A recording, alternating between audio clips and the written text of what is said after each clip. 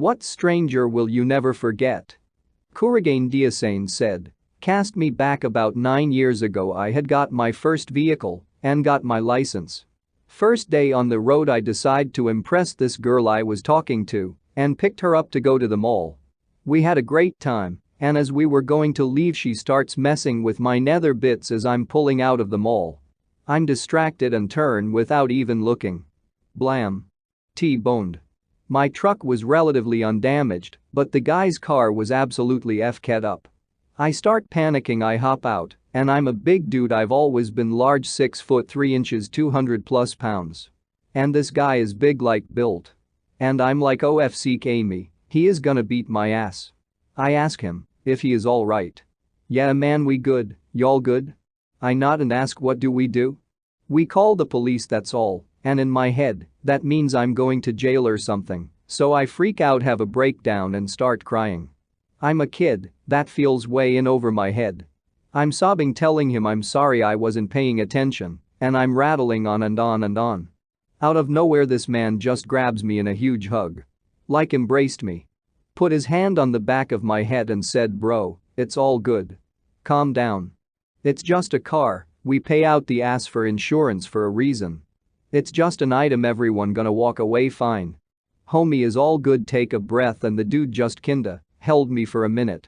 No anger, no rage. The police came, took statements. No tickets. He got his car towed, and his girlfriend came and picked him up. Right before he got in her car he looked back and said, pay attention, people die every day for carelessness.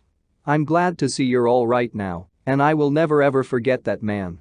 I made sure to bring his mentality into my future life. I've got into a couple fender benders here and there, not at fault, and whenever someone starts freaking out, it's just an item. Thank you for not killing me that day.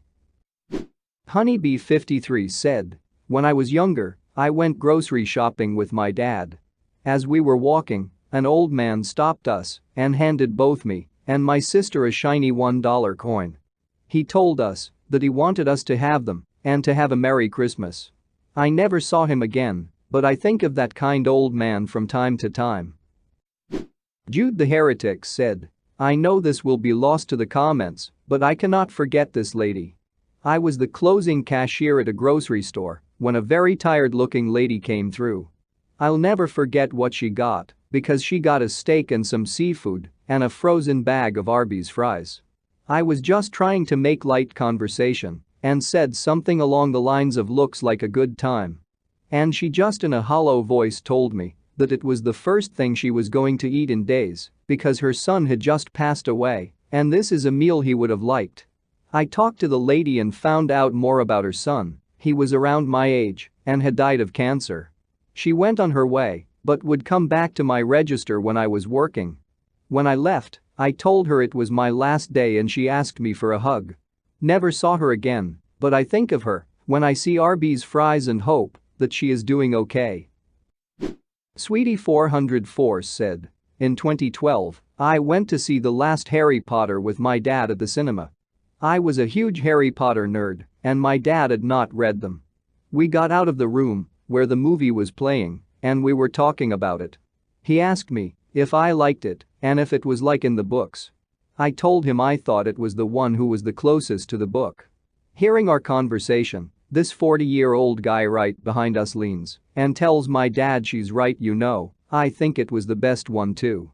I still remember this guy and I hope he's doing well. Rimalabarka said, the dude who sold me a suit for my mother's funeral. I really wish I had gotten his name or even remembered what store it was because he was awesome. I was kind of in a daze, just going through the motions. Mom had passed a couple days before, needed a new suit. He was initially a pretty typical salesman and of course asks what the occasion was. I reply my mom's funeral. He's taken back for a split second but immediately turns off the salesman and it turns out to be the kindest, most empathetic transaction of my life. I think of that guy often. Sakura Andy said, the lady who very well might have saved me from being molested, or worse. My mom had some errands to run downtown, so I had asked if I could walk to the 7-Eleven and then go wait at the library. Sure, no problem.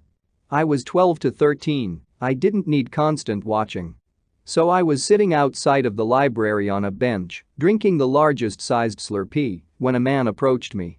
He gave me very bad vibes. He asked me what I was doing there all alone, and I told him my mom was coming to pick me up in a few minutes. He sat down uncomfortably close to me on the bench. I scooted away, but he kept scooting closer. I should have got up and gone into the library where there were other people, but I was dumb. I thought, I can't go into the library with my drink, they'll kick me out. At this point, I was on the very edge of the bench. The man was sitting pressed right up against my side, and he put his hand on my leg. I didn't know what to do.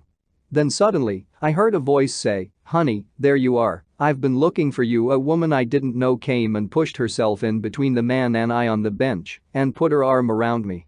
"This is your mom?" the man had asked. "Yeah, this is my mom. I knew she'd be here soon." The man got up and left. I told the woman thank you so much. She kind of told me off for not being smart enough to get into the library where it was safe. I told her I would go right then, which I did. When my mom did pick me up, probably 10 minutes later, the woman was gone. I don't know what would have happened if the woman hadn't intervened. I can imagine though, and I am so glad she did. I wish I could thank her more.